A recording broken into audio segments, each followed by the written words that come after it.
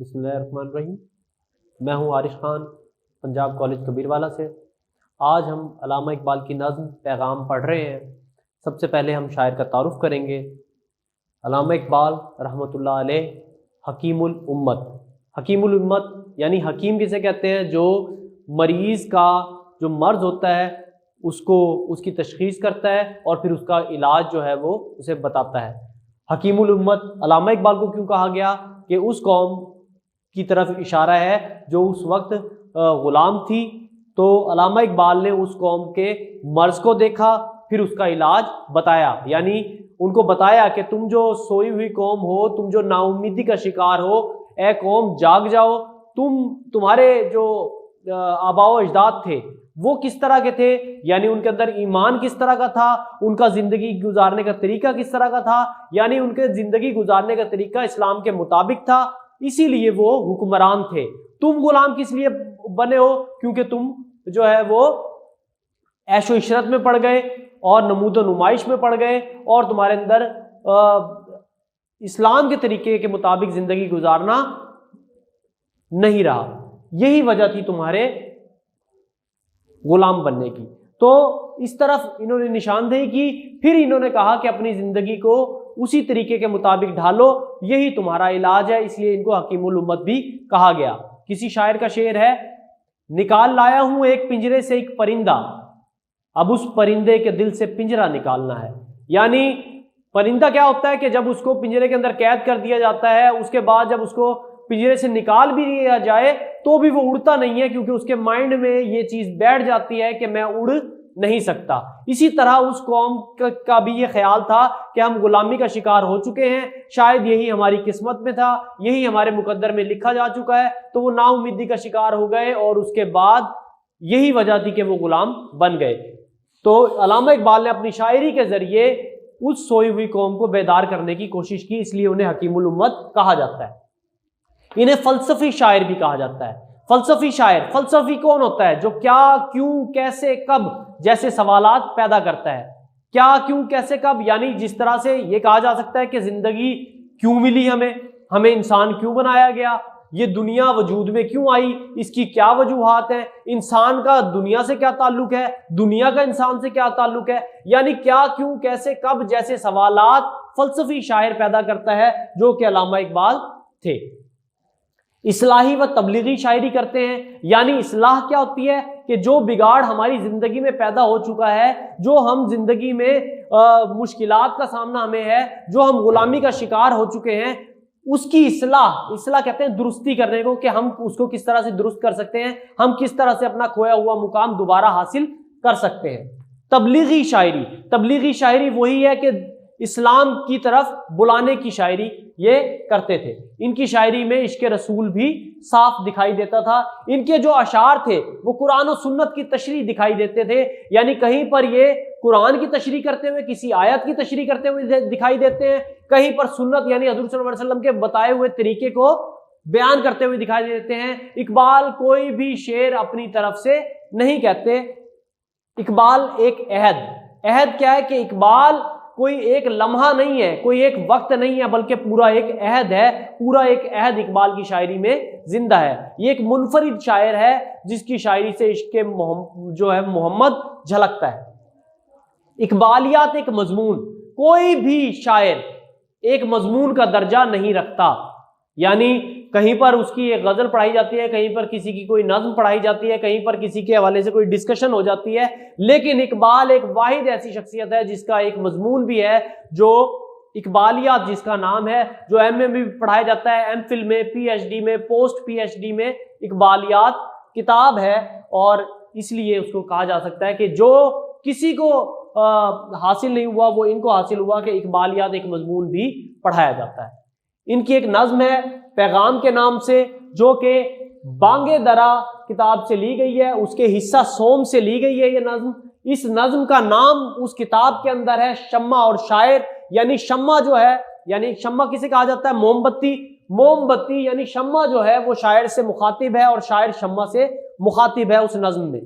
اس کا نواں بند جو ہے وہ آپ کے سلیبس میں شامل ہے، جس کو پیغام نام دے دیا گیا ہے۔ یہ ایک مشہور و معروف نظم ہے۔ شمع اور شاعر میں کیا ہے کہ شاعر جو ہے شمع سے مخاطب ہوتا ہے اس نظم میں، اس کتاب کے اندر جو نظم ہے اس کے اندر کیا ہے کہ شاعر شمع سے مخاطب ہو کر کہتا ہے کہ اے شمع، تیرے اوپر آ کر پروانہ اپنے آپ کو فدا کر دیتا ہے، اپنے آپ کو جلا دیتا ہے، فنا کر دیتا ہے، تیرے میں ایسی کیا بات ہے؟ ہم شاعروں پر جو ہے وہ لوگ اس طرح سے کیوں جان نہیں دیتے جس طرح سے شمع تجھ پر آ کر پروانے اپنی جان دیتے ہیں۔ یہ اس نظم کے اندر کانسیپٹ ہے، شاعر جو ہے شمع سے مخاطب ہوتا ہے۔ لیکن اس کا جو نواں بند ہے اس نویں بند کے اندر شمع شاعر سے مخاطب ہو کر بات جو کرتی ہے وہ یہ بتاتی ہے کہ میرے اندر تڑپ ہے، میرے اندر دکھ ہے، میرے اندر تکلیف ہے، میں جو چیز محسوس کرتی ہوں اسی وجہ سے جو ہے وہ مجھ پر آ کر لوگ جان فدا کرتے ہیں، یعنی پروانے جان فدا کرتے ہیں۔ تمہارے اندر تڑپ نہیں ہے، دکھ نہیں ہے، تکلیف نہیں ہے، احساسات نہیں ہے، جذبات نہیں ہے، اسی وجہ سے تمہارے اوپر لوگ فدا نہیں ہوتے۔ اب نظم کا ہم آغاز کرتے ہیں۔ نظم کے اگر تعارف کی طرف بات کی جائے تو 1912 میں جنگ طرابلس جو ہوئی تھی اس دوران یہ نظم لکھی گئی تھی، جب سلطنت عثمانیہ جو ہے وہ زوال پذیر ہو رہی تھی، ہم جو ہے وہ انگریزوں کے غلام بنے ہوئے تھے۔ اس ٹائم جو ہے یہ جب لوگوں نے یہ سوچ لیا تھا کہ ہم کبھی آزاد نہیں ہو سکتے، وہ نا امید ہو چکے تھے، اس وقت امید کی کرن جو ہے وہ اقبال تھے، جنہوں نے اپنی شاعری کے ذریعے سوئی ہوئی قوم کو جگانے کی، خواب غفلت سے بیدار کرنے کی کوشش کی۔ اردو کی بہترین نظموں میں یہ نظم شامل ہے۔ سوز و گداز یعنی دکھ، درد، تکلیف اس شاعری کے اندر نظر آتی ہے، یہ کیفیات یہ اپنی نظم میں ظاہر کرتے ہیں۔ خوش بیانی اور موسیقیت اس نظم میں پائی جاتی ہے۔ موسیقیت کیا ہے؟ یعنی روانی ہے، تسلسل ہے، اور پڑھنے میں فلو ہے، یعنی پڑھنے میں آپ اس کو گنگنا کر بھی پڑھ سکتے ہیں، یہ ان کی خوبصورتی ہے۔ شاعری اور فلسفہ کا امتزاج اس میں پایا جاتا ہے۔ شاعری تو ہے ہی، اور بھی شاعر جو ہے وہ شاعری کر رہے تھے، لیکن اس میں فلسفے کا بھی امتزاج ہے، جیسے کہ میں نے آپ کو بتایا تھا فلسفہ کیا ہے، فلسفی شاعر کیا ہے، کیا، کیوں، کیسے، کب جیسے سوالات جو پیدا کرتا ہے اور پھر اس کے جواب ڈھونڈتا ہے۔ قوم میں بیداری کے شعور کی کوشش انہوں نے کی ہے اس نظم میں، یعنی سوئی ہوئی قوم کو، نا امید قوم کو جگانے کی کوشش کی ہے۔ قوم کی مجرمانہ غفلت کا اظہار۔ مجرمانہ غفلت کیا ہے کہ وہ اپنے آپ کو یہ سوچ چکے تھے، تقدیر کا لکھا سوچ چکے تھے کہ اب ہم زوال پذیر ہو گئے ہیں اور ہم نے اسی طرح رہنا ہے، یہی قسمت کا لکھا ہے۔ دیکھیں کوئی بھی چیز اس طرح سے قسمت پہ نہیں ڈالنی چاہیے۔ ایک شاعر کا شعر ہے، نظر چرا کے کہا بس یہی مقدر تھا، نظر چرا کے کہا بس یہی مقدر تھا، بچھڑنے والے نے ملبہ خدا پہ ڈال دیا۔ تو ایسا نہیں ہے، ہمیشہ حالات جو ہے وہ اگر خراب ہوتے ہیں تو اس کا ذمہ دار انسان خود ہوتا ہے، اور اس کو بہتر کرنے کے لیے بھی خود ہی کوشش کرنا پڑتی ہے۔ سب سے پہلے یہ آگاہی ہونی چاہیے کہ ہم زوال پذیر کیوں ہوئے تھے، اسی طرف جو ہے وہ اقبال نے نشاندہی کی تھی۔ اب سب سے پہلے ہم پہلے شعر کا مطالعہ کرتے ہیں۔ آشنا اپنی حقیقت سے ہو اے دہقاں ذرا، آشنا اپنی حقیقت سے ہو اے دہقاں ذرا، دانا تو، کھیتی بھی تو، باراں بھی تو، اور حاصل بھی تو۔ یہاں پر شاعر کیا کہتا ہے؟ آشنا اپنی حقیقت سے ہو، آشنا کہتے ہیں پہچاننے کو، واقفیت کو، یعنی اپنی ذات کو پہچان۔ اب دیکھیں علامہ اقبال کی جتنی بھی شاعری ہے وہ یقیناً قابل تعریف ہے، لیکن اقبال کی جتنی بھی شاعری ہے اس کا مرکز، اس کا محور، اس کا فلسفہ خودی ہے۔ فلسفہ خودی کیا چیز ہے؟ اپنی ذات کو پہچاننا۔ جس نے اپنی ذات کو پہچان لیا اس نے اللہ کو پہچان لیا، اور جس نے اللہ کو پہچان لیا اس پر تمام پردے جو ہے وہ ظاہر ہو جاتے ہیں، وہ دنیا کی حقیقت سے باخبر ہو جاتا ہے کہ دنیا کیا ہے، ہمیں یہاں کیوں بھیجا گیا، یہاں پر بھیجنے کا مقصد کیا تھا، اور ہم نے زندگی کس طرح گزارنی ہے۔ تو یہاں پر بھی شاعر یہی بات کر رہا ہے، آشنا اپنی حقیقت سے ہو اے دہقاں ذرا۔ دہقاں کہتے ہیں کسان کو۔ اب یہاں پر شاعر نے دہقاں کو، کسان کو انسان سے تشبیہ دی ہے، یہ تلمی کے طور پر، یہ تلمی کا شعر ہے۔ یہاں پر دیکھیں بات کیا کی گئی ہے، بات کسان سے کی گئی ہے۔ کسان کے حوالے سے، کسان کون ہوتا ہے؟ جو زمین میں بیج ڈالتا ہے، پھر اس میں پانی ڈالتا ہے، پھر اس میں جو ہے وہ جو کھیتی اگتی ہے وہ اس کو استعمال میں لے کر آتا ہے۔ کسان یعنی محنت کش، جو محنت کرتا ہے۔ انسان کو بھی یہی بات کی گئی ہے، انسان کو اس سے تشبیہ اس لیے دی گئی ہے کیونکہ وہ بھی اگر محنت کرے گا تو پھر اپنے برے حالات سے بچے گا اور دوسروں کو بھی بچانے کا ذمہ دار ہوگا. یعنی اس کے اوپر فرض ہے کہ وہ خود بھی اچھی طرح زندگی گزارے اور دوسروں کی بھی اصلاح کرے اور دوسروں کو بھی اسی راستے پر گامزن کرے, صراط مستقیم پر چلائے. تو اس لیے اس کو جو ہے وہ کسان سے تشبیہ دی گئی ہے. دانا تو, کھیتی بھی تو, بارہ بھی تو, حاصل بھی تو. دانا یعنی پہلے بتا دیا, دانا کیا ہے؟ بیج. کھیتی بھی تو یعنی جب بیج ڈال دیا جاتا ہے تو اس سے جو پودا اگتا ہے, جو چیز کھیتی اگتی ہے اس کی طرف اشارہ ہے. بارہ تو, بارہ مطلب بارش تو, ٹھیک ہے. اور آگے کہتے ہیں حاصل بھی تو, یعنی جو چیز تجھے حاصل ہوگی وہ بھی تو ہی ہے, یعنی اس سے مفاد اٹھانے والا بھی تو ہی ہے. تو شاعر نے انسانوں کی طرف اشارہ کر کے کہا ہے کہ سوئی ہوئی قوم جاگ جاؤ, اپنے حالات کو بہتر کرو, کسانوں کی طرح لگ جاؤ, جد و جہد کرو, کوشش کرو, اپنے حالات کو بہتری کی طرف گامزن کرو اور پھر دوسروں کی اصلاح بھی کرو. دوسروں کی زندگی سنوارنے کا مقصد بھی آپ ہی پورا کر سکتے ہیں, کوئی اور پورا نہیں کر سکتا. کیونکہ تمہیں زندگی میں جو تمہیں زندگی ملی ہے, جو تمہیں دنیا میں بھیجا گیا ہے, اس کا مقصد صرف یہی نہیں ہے کہ تمہیں دنیا میں بھیج دینا ہے اور اس کے بعد پھر آپ زندگی گزارنے کے بعد دوسرے جہان کی طرف رخصت ہو جاؤ گے, بلکہ اس جہان میں بھیجنے کا مقصد یہ ہے کہ بتائے ہوئے طریقوں کے مطابق زندگی بسر کی جائے. بتائی ہوئی طریقے کے مطابق زندگی کیا ہے؟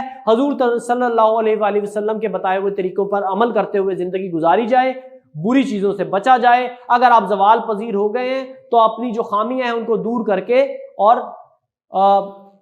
عروج کی طرف سفر کو اختیار کیا جائے. اس کے اگر مفہوم کی طرف آپ جاتے ہیں تو اس کا مفہوم کیا ہے؟ اے کسان, تو اپنی حقیقت سے آگاہ ہو. دراصل تو ہی دانا ہے, تو ہی کھیتی ہے, تو ہی بارش ہے اور تو خود ہی پیداوار ہے. یعنی اپنے حالات کو صرف تو ہی بدل سکتا ہے, کوئی دوسرا نہیں بدل سکتا.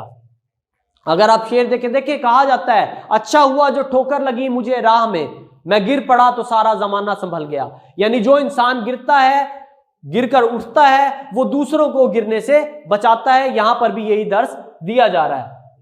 اگر آپ اس کے حوالے کے شعروں کی طرف آئیں تو کہا جا رہا ہے ڈھونڈتا پھرتا ہوں اے اقبال اپنے آپ کو, آپ ہی گویا مسافر, آپ ہی منزل ہوں میں. ایک اور شعر دیکھیں, نہ تو زمین کے لیے ہے نہ آسماں کے لیے, جہاں ہے تیرے لیے تو نہیں جہاں کے لیے. دیکھیں اصل میں یہ کس طرف گامزن کر رہا ہے؟ انسانوں کو, مسلمانوں کو عمل کی طرف.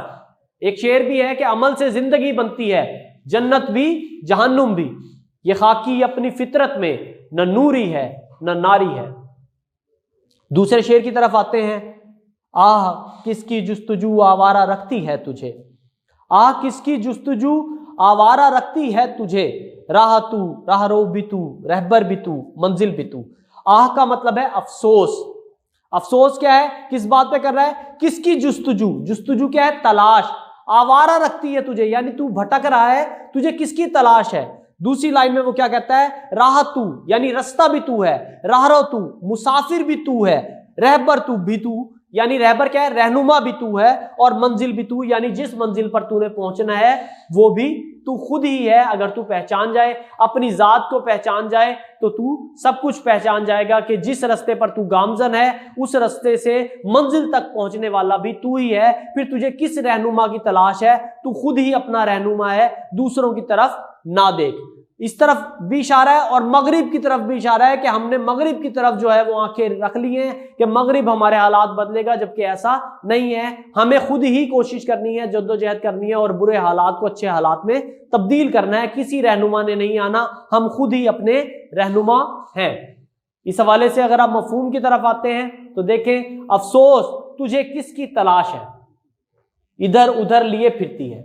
افسوس تجھے کس کی تلاش, ادھر ادھر لیے پھرتی ہے, جبکہ تو خود ہی راستہ ہے, خود مسافر اور خود ہی منزل ہے.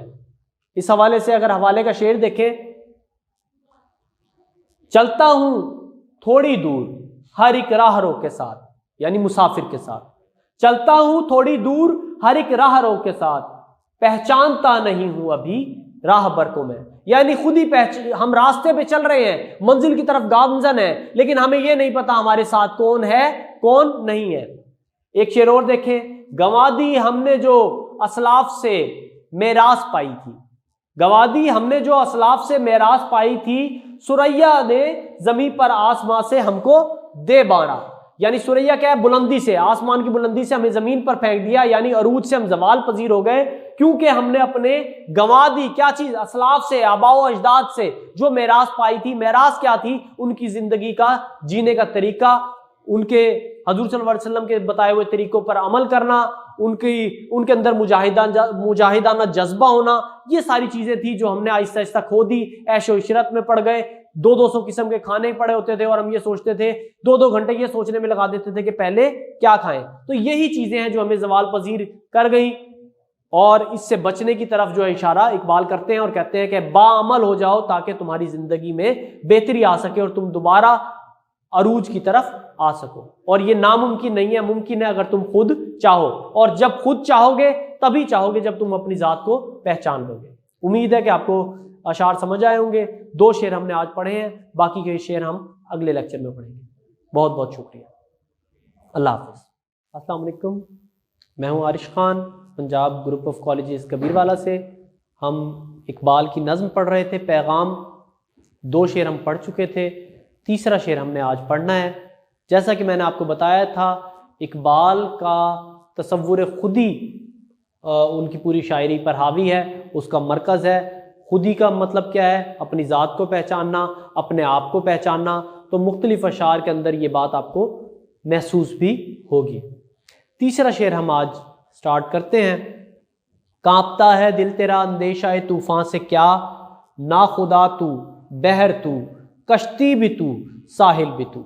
یہاں پر وہ کیا کہتا ہے؟ کانپتا ہے. کانپنا کس چیز سے ہے؟ ڈر سے ہے. کانپتا ہے دل تیرا اندیشہ طوفان، طوفان کا خوف. اندیشہ طوفان سے کیا؟ کیوں تیرا دل جو ہے وہ کانپتا ہے، خوف زدہ ہوتا ہے، ڈر جاتا ہے طوفان کے خوف سے. یہ تو اس کا لفظی مطلب ہے.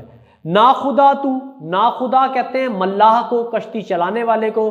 ناخدا تو، بحر تو، بحر کہتے ہیں سمندر کو. بحر تو، کشتی بھی تو، ساحل بھی تو. یعنی ساحل کیا ہے؟ منزل. یعنی تیری جو منزل ہے وہ بھی تو ہے، کشتی چلانے والا بھی تو ہے، سمندر بھی تو ہے، اور منزل پر یعنی ساحل پر پہنچنے والا بھی تو ہی ہے. تو پھر طوفان سے کیوں ڈر رہا ہے؟ یہ تو ہے اس کا لفظی مطلب. اگر ہم اس کے مفہوم کے حوالے سے جائیں تو دیکھیں، اے مسلمان تیرا دل طوفان سے کیوں ڈرتا ہے، حالانکہ تو خود ہی ناخدا ہے، یعنی خود ہی ملا ہے، کشتی چلانے والا ہے، خود سمندر، خود جو ہے وہ کشتی، اور خود ہی ساحل پر پہنچنے والا ہے. یعنی ساحل بھی تو خود ہے، منزل بھی تو خود ہے. یہاں پر شاعر کیا بات کر رہا ہے؟ شاعر یہ بات کر رہا ہے کہ دیکھیں خوف کیا تھا. مسلمانوں کو اس دور میں بڑا خوف تھا، بڑا ڈر تھا، نا امیدی کا وہ شکار تھے، غلام وہ ہو چکے تھے.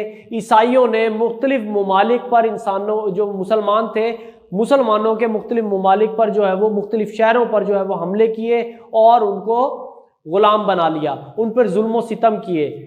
تو جو باقی مسلمان جو آزاد جگہ پر رہ رہے تھے وہ جو ہے وہ خوف میں مبتلا تھے کہ کبھی ایسا نہ ہو یہ یہاں پر بھی حملہ بول دیں اور پھر ہمیں بھی غلام بنا لیں، ہمارے پر بھی ظلم و زیادتی کریں، ہمارا کیا بنے گا، مسلمان تو صفحہ ہستی سے مٹ جائیں گے. وہ اس طرح کے خوف میں مبتلا تھے. ان کے لیے جو ہے وہ اقبال شاعری کرتے ہوئے دکھائی دیتے ہیں. وہ یہ بات کرتے ہیں کہ تجھے کس بات کا خوف ہے، تو کیوں ڈر رہا ہے، کس بات کا تجھے ڈر ہے؟ کیوں؟ کیونکہ تو خود ہی اپنے حالات کو بدلنے والا ہے، تو خود ہی کشتی چلانے والا ہے، خود ہی سمندر ہے، خود ہی منزل پر پہنچنے والا ہے. یہاں پر کشتی، سمندر، ملا، اس سے مراد یہ نہیں ہے کہ یہ سفر کوئی سمندر میں ہو رہا ہے. اس سے مراد یہ ہے کہ تو خود ہے، تیرے اندر جذبہ ہے، جد و جہد ہے، کوشش ہے، اللہ کی دی ہوئی طاقتیں ہیں، اللہ کی دی ہوئی صفات ہیں، تیرے اندر جذبہ مسلمانی ہے. تیرے اندر کس بات کی کمی ہے؟ تو اپنے حالات کو خود بدل سکتا ہے. اللہ تعالیٰ نے تو یہ طاقت بھی دی ہے اور اختیارات بھی دیے ہیں. تو اگر اس کا استعمال کرے، قرآن اور سنت پہ عمل کرے، عمل پیرا ہو جائے، تو اپنے حالات کو خود بدل سکتا ہے. تجھے ان فرنگیوں سے، ان عیسائیوں سے ڈرنے کی ضرورت نہیں ہے. لیکن افسوس اس بات کا ہے کہ تو اپنی اہمیت کو بھلا بیٹھا ہے. تجھے چاہیے کہ تو اپنی ذات کو پہچانے، اپنی اہمیت کو پہچانے، اپنے اندر موجود طاقت اور دی ہوئی صفات کو پہچانے، اس کو عمل میں جو ہے وہ لے کر آئے، اور پھر تو آزادی کی طرف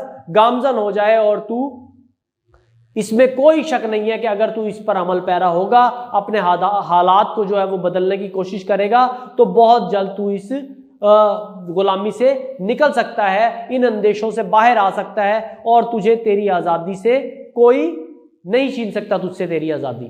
تو یہی بات یہاں پر شاعر کر رہا ہے۔ اگر اس کے حوالے سے حوالہ جاتی شعر کی طرف آپ آئیں تو یہ ایک بند میں نے آپ کو لکھ دیا ہے۔ ایک بند کیا ہے؟ ہیں تیرے تصرف میں یہ بادل، یہ گھٹائیں، یہ گنبد افلاک، یہ خاموش فضائیں، یہ کوہ، یہ صحرا، یہ سمندر، یہ کوہ، یہ صحرا، یہ سمندر، یہ ہوائیں تھیں پیش نظر کل تو فرشتوں کی ادائیں، آئینہ ایام میں آج اپنی ادا دیکھ۔ یعنی تو اپنی ذات کو دیکھ، غور و فکر کر کہ تجھے جو ہے وہ کیوں تو غلام بنا۔ اگر تو غور و فکر کرے گا، کمی بیشی کو تجھے سمجھ آ جائے گی، تو اس کمی بیشی کو دور کرے گا، عمل پیرا ہوگا، عمل کرے گا تو اپنے حالات کو بدل سکتا ہے۔ تیرے اندر اللہ تعالیٰ نے ساری خوبیاں رکھی ہوئی ہیں، تو ڈر نہ۔ ڈرتا وہ ہے جس کے پاس کچھ نہیں ہوتا، تیرے پاس اللہ کی دی ہوئی تمام صلاحیات موجود ہیں۔ شعر نمبر 4 کی طرف آتے ہیں۔ دیکھ آ کر پوچھا ہے چاکے گریباں میں کبھی، کیس تو، لیلا بھی تو، صحرا بھی تو، اور محمل بھی تو۔ محمل کسے کہتے ہیں؟ اونٹ کے اوپر جو رکھی ہوئی ڈولی ہوتی ہے اسے محمل کہا جاتا ہے۔ وہ کہتا ہے دیکھ آ کر پوچھا ہے چاکے گریباں میں کبھی، یعنی اپنا گریبان چاک کر کے کبھی اپنی ذات کے اندر جھانک، اپنے دل کے اندر جھانک، اپنے عشق کو ٹٹول، دیکھتے تیرے اندر کیا عشق کی کتنی کیفیت موجود ہے، کتنی جذبات جو ہے وہ موجود ہیں۔ کیس تو، لیلا بھی تو، صحرا بھی تو، محمل بھی تو۔ اگر تو اپنے دل کے اندر جھانکے، اپنی ذات کو پہچانے، تو تجھے معلوم ہوگا کہ کیس بھی تو ہے، لیلا بھی تو ہے، اور صحرا۔ کیس نے کیا کیا تھا؟ لیلا کے عشق میں صحراؤں کی خاک چھانی تھی۔ یہاں پر صحرا سے مراد کیا ہے؟ جد و جہد، کوشش، اس کی طرف اشارہ ہے۔ جو آنے والی مشکلات ہیں اس کی طرف اشارہ ہے۔ اور لیلا سے مراد کیا ہے؟ منزل ہے۔ تو یعنی کیس کا مطلب کیا ہے؟ مسافر ہے جو جد و جہد کر رہا ہے، مسلمان ہے۔ کیس سے مراد کون ہے؟ مسلمان۔ صحرا سے مراد کیا ہے؟ جو رستے میں رکاوٹیں، دشواریاں، پریشانیاں آتی ہیں وہ ہیں، اور پھر ان کو پار کرنے کے بعد کیا حاصل ہوتا ہے؟ لیلا، یعنی کیا ہے؟ آپ کی منزل۔ لیکن اس کے لیے کیا ہے کہ آپ کو اپنے اندر ٹٹولنا پڑے گا کہ آپ، اقبال اس طرف اشارہ کر رہے ہیں کہ تمہارے عشق میں ہی کھوٹ ہے، تم ہی عمل پیرا نہیں ہو، تم نے دین کا رستہ چھوڑ دیا ہے، قرآن پر عمل کرنا چھوڑ دیا ہے، حضور کی سنتوں پر عمل کرنا چھوڑ دیا ہے، تم عیش و عشرت میں پڑ گئے ہو، اسی لیے زوال کا شکار ہو گئے ہو۔ اگر تم اپنی ذات کو پہچانو تو تمہیں معلوم ہوگا کہ تمہارے عشق میں کھوٹ ہے، کمی ہے۔ تم اس کمی کو دور کرو گے تو تمہیں معلوم ہو جائے گا کہ تمہارے اندر ہی خدا بستا ہے، تمہارے اندر ہی سب کچھ ہے۔ تم اگر اپنی ذات کو پہچان لو تو تم زوال سے عروج کی طرف آ جاؤ گے، لیکن شرط یہ ہے کہ اپنی ذات کو پہچان لو، تمہیں معلوم ہو جائے تمہارے اندر کیا کچھ کمیاں ہیں، تم اس کمی کو دور کر لو، عمل کرو اور جو ہے منزل کو حاصل کر لو۔ اگر آپ اس کے مفہوم کی طرف آتے ہیں، تو کبھی عشق کی راہ میں فنا لوگوں کا راستہ اختیار کرتا۔ عشق کے راستے میں فنا لوگ کون ہے؟ دیکھیں آپ کو پتا ہوگا کہ جو ہے وہ حضرت ابراہیم علیہ السلام کو جو ہے انہوں نے کس طرح سے جو ہے وہ قربانیاں دی کہ جب آگ میں پھینک رہے تھے تو آپ نے کہا کہ میں کسی کے ہاتھ پہ بیعت نہیں کروں گا، میں جانتا ہوں کہ اللہ ایک ہے اور وہ وہی ہے، وہی ذات ہے۔ تو آپ کو آگ میں پھینکا گیا اور آگ گلزار بن گئی تھی۔ اس حوالے سے شعر بھی ہے، بے خطر کود پڑا آتش نمرود میں عشق، عقل ہے محو تماشائے لب بام ابھی۔ یعنی ان کے عشق میں کھوٹ نہیں تھا، وہ انہوں نے چھلانگ آگ میں نہیں لگائی تھی بلکہ ان کے عشق نے لگائی تھی۔ اسی طرح سے عشق میں کن لوگوں نے فنا ہوئے، کن لوگوں نے جانیں دی، یعنی حضرت امام حسین کی بھی یہاں پر آپ مثال دے سکتے ہیں کہ حضرت امام حسین نے اپنی منزل کو حاصل کرنے کے لیے، اپنے آپ کو امر کرنے کے لیے، لوگوں کے لیے ایک نصیحت جو ہے وہ چھوڑنے کے لیے کہ حق اور سچ کا راستہ کبھی نہیں چھوڑنا، ایک ایسا راستہ اختیار کیا جس میں انہوں نے اپنی جان کی بازی ہار دی، لیکن لوگوں کے دلوں کو بھی جیت لیا اور ہمیشہ کے لیے امر بھی ہو گئے اور ایک مثال قائم کی عشق کی۔ تو یہ انہی کی طرف اشارہ ہے کہ تیرے عشق میں کھوٹ ہے، کبھی ان کو دیکھ جنہوں نے اپنے عشق میں خود کو فنا تک کر لیا۔ تو کبھی عشق کی راہ میں فنا لوگوں کا راستہ اختیار کرتا کہ تجھے معلوم ہو کہ تو جس کی تلاش میں سرگرداں ہے وہ تیرے دل میں ہی پوشیدہ ہے۔ پوشیدہ مطلب چھپا ہوا ہے۔ منزل کی تلاش تجھے ہے، وہ ایک شعر ہے، کریا کریا تجھے تلاش کیا، کریا کریا یعنی گلی کوچوں میں، کریا کریا تجھے تلاش کیا، آخرش تو مجھے ملا مجھ میں۔ تو بات یہی ہے کہ اگر تو اپنی ذات کو پہچان لے گا، مطلب رب کو پہچان لے گا، رب کو پہچان لے گا تو تیرے اوپر راستے کھل جائیں گے، تیرے لیے آسانیاں پیدا ہو جائیں گی اور تو عمل پیرا ہو جائے گا اور تو زوال سے عروج کی طرف آ جائے گا۔ شعر اس کا حوالے کا آپ دیکھیں، دل کے آئینے میں ہے تصویر یار، دل کے آئینے میں ہے تصویر یار، جب ذرا گردن جھکائی دیکھ لی۔ ایک شعر اور دیکھیں، کبھی اپنا بھی نظارہ کیا ہے تو نے اے مجنو، کبھی اپنا بھی نظارہ کیا ہے تو نے اے مجنو، کہ لیلا کی طرح تو خود بھی ہے محمل نشینوں میں۔ تو امید ہے کہ آپ کو یہ 2 شعر سمجھ آئے ہوں گے، باقی کے 3 شعر ہم جو ہے وہ اگلے لیکچر میں پڑھیں گے۔ بہت بہت شکریہ، اللہ حافظ۔ السلام علیکم، میں ہوں Arish Khan, Punjab group of colleges Kabirwala سے۔ امید ہے آپ خیریت سے ہوں گے۔ ہم اقبال کی نظم پڑھ رہے تھے پیغام، اس کے 4 شعر ہو چکے تھے، 5واں شعر ہم نے آج پڑھنا ہے۔ 5واں شعر ہے، وائے نادانی کہ تو محتاج ساقی ہو گیا، میں بھی تو، مینا بھی تو، ساقی بھی تو، محفل بھی تو۔ وائے، وائے کا مطلب ہے افسوس، وائے کا مطلب کیا ہے؟ افسوس۔ نادانی، نادانی یعنی کم عقلی۔ آگے کیا کہتا ہے؟ وائے نادانی کہ تو محتاج ساقی ہو گیا۔ محتاج ہونا کیا ہوتا ہے؟ یعنی کسی پر انحصار ہو جانا، کسی غیر پر انحصار کرنا۔ محتاج ساقی ہو گیا، ساقی کا مطلب کیا ہوتا ہے؟ شراب پلانے والا، لیکن یہاں پر غیر مسلم کے معنوں میں استعمال ہوا ہے، غیر مسلم کے معنوں پر، یعنی افسوس کی بات ہے مسلمان کہ تو غیر پر انحصار کرنے لگ گیا ہے، دشمن پر انحصار کرنے لگ گیا ہے، غیر مسلم پر انحصار کرنے لگ گیا ہے۔ دوسری لائن میں وہ کیا کہتا ہے؟ میں بھی تو، مینا بھی تو، ساقی بھی تو، اور محفل بھی تو۔ میں بھی تو، میں کہتے ہیں شراب کو، لیکن یہاں پر کن معنوں میں استعمال ہوا ہے؟ توحید کی معرفت، یعنی معرفت کیا ہوتا ہے؟ جاننا، اللہ تعالیٰ کی طرف سے عقل و شعور یا جو صفات اللہ تعالیٰ کی طرف سے ان کو عطا ہوئی ہیں وہ سب کچھ تیرے پاس موجود ہے۔ یعنی میں بھی تو خود ہے، یعنی اللہ تعالیٰ کی دی ہوئی شراب جو ہے، معرفت کی شراب تیرے پاس موجود ہے۔ مینا بھی تو، مینا کہتے ہیں سراہی کو، لیکن یہاں پر مسلمانوں کے دماغ کے حوالے سے استعمال ہوا ہے، یعنی اے مسلمان تجھے اللہ تعالیٰ کی طرف سے دی ہوئی معرفت بھی حاصل ہے اور تیرے پاس اللہ تعالیٰ کی دی ہوئی عقل بھی موجود ہے، دماغ بھی موجود ہے۔ اور آگے وہ کیا کہتا ہے؟ ساقی بھی تو، ساقی کیا ہوتا ہے؟ شراب پلانے والا۔ جو پہلے مصرے کے اندر ساقی استعمال ہوا ہے وہ غیر مسلموں کے حوالے سے ہوا ہے کہ تو غیر مسلموں پر انحصار کرنے لگ گیا ہے، لیکن جو مصرع ثانی کے اندر استعمال ہوا ہے ساقی، لفظی مطلب تو وہی ہے شراب پلانے والا، لیکن اس کے مرد مومن کے حوالے سے استعمال ہوا ہے کہ مرد مومن تو ہے۔ اے مسلمان تو غیر پر انحصار کرنے لگ گیا ہے، تو غیر مسلم پر انحصار کرنے لگ گیا ہے، جبکہ تیرے پاس اللہ تعالیٰ کی دی ہوئی معرفت بھی موجود ہے، تیرے پاس اللہ کا دیا ہوا دماغ بھی موجود ہے اور تو مرد مومن بھی ہے۔ اور آگے وہ کہتا ہے محفل بھی تو، محفل کیا ہوتی ہے؟ دنیا، یعنی محفل کیا ہے؟ دنیا بھی تو ہے۔ دنیا سے کیا مراد ہے؟ یعنی تیری اپنی ایک دنیا ہے جس میں اللہ تعالیٰ نے تجھے مختلف خوبیاں نوازی ہوئی ہیں، تو تجھے غیر پر انحصار نہیں کرنا چاہیے، غیر مسلموں پر انحصار نہیں کرنا چاہیے۔ تو اشرف المخلوقات ہے، تو تمام مسلمانوں میں یعنی مومن ہے، اللہ تعالیٰ کے نیک بندوں میں شامل ہوتا ہے، تو غیر مسلموں سے کہیں درجہ بلند ہے اگر تو اپنی اصلیت کو پہچان لے، تو غیر پر انحصار کسی صورت نہیں کرے گا۔ مفہوم آپ دیکھیں، افسوس کہ تو کس قدر نادان ہے کہ اپنے آپ کو ساقی کا محتاج بنا لیا ہے، غیر مسلم کا محتاج بنا لیا ہے، حالانکہ تو خود ہی شراب ہے یعنی اللہ تعالیٰ کی معرفت، خود محفل ہے یعنی تیری جو ہے وہ دنیا اپنی ہے، اور خود ہی رونق محفل بھی ہے۔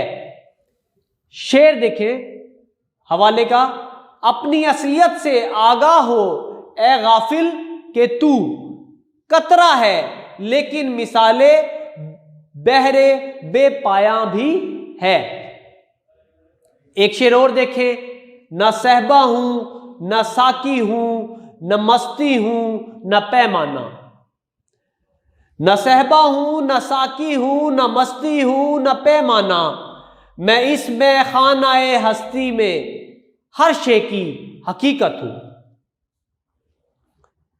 शेर नंबर 6, शोला बनकर फूंक दे खाशा के गैर अल्लाह को, खौफ बातिल क्या कि है गारत गरे बातिल भी तू। शोला बनकर फूंक दे यानी जला दे, फूंक दे का मतलब क्या है, जला दे। खाशाक, खाशाक कहते हैं कूड़ा क्रिकेट या तिनकों को। खाशाक के गैर अल्लाह, गैर अल्लाह से मुराद क्या है, अल्लाह के सिवा।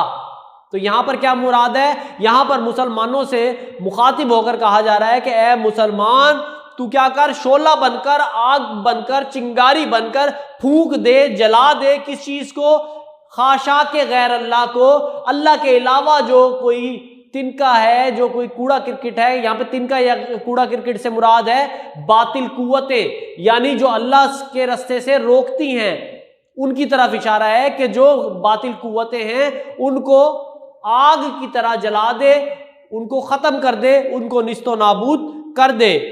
खौफ बातिल क्या कि है गारत गरे बातिल भी तू। दूसरी लाइन क्या है, खौफ बातिल क्या, बातिल कहते हैं कुफ्र को, खौफ बातिल क्या, तुझे जो है वो कुफ्र का डर क्यों है, तुझे कुफ्र से खौफ क्यों आ रहा है, तुझे नॉन मुस्लिम से, गैर मुस्लिमों से डर किस बात का है। आगे वो क्या कहता है कि गारत गरे बातिल भी तू।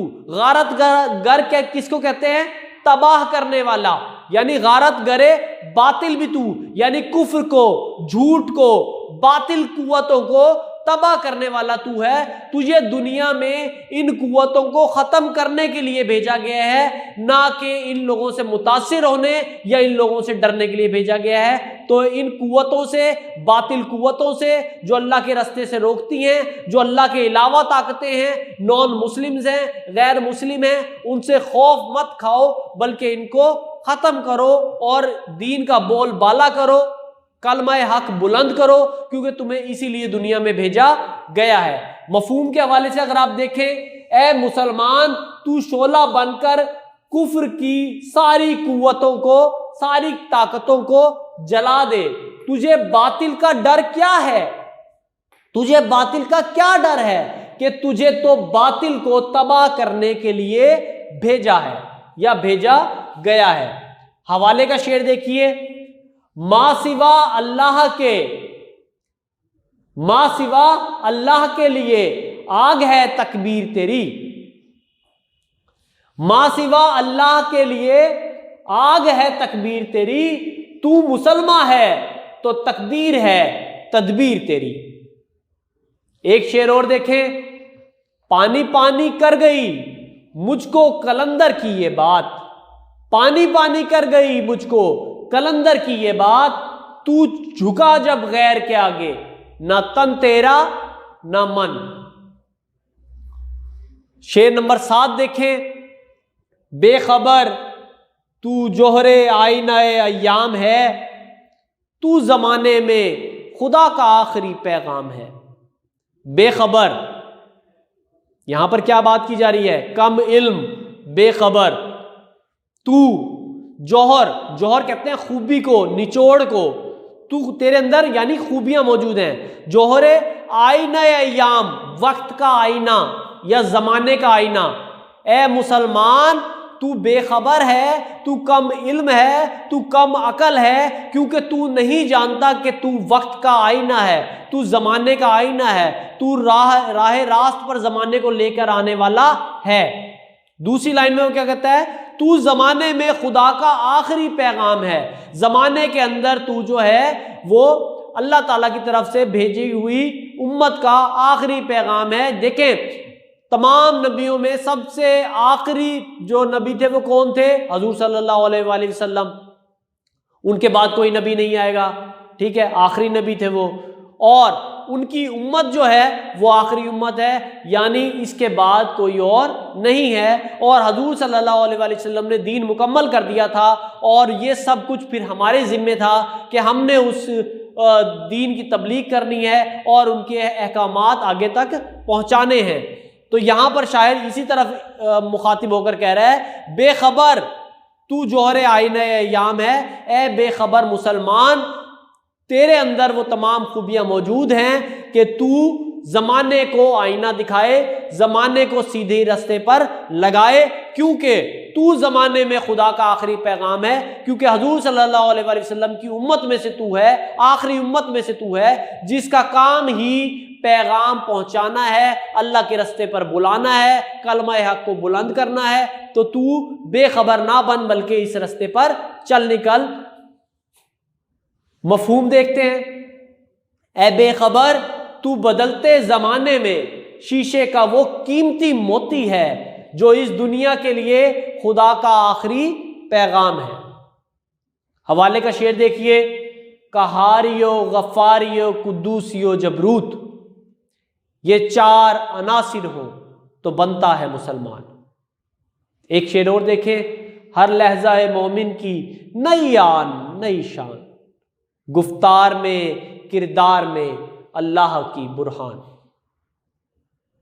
یہ تھی علامہ اقبال کی نظم پیغام جو ہم پڑھ رہے تھے۔ امید ہے آپ کو لیکچر سمجھ آیا ہوگا۔ بہت بہت شکریہ۔ اللہ حافظ۔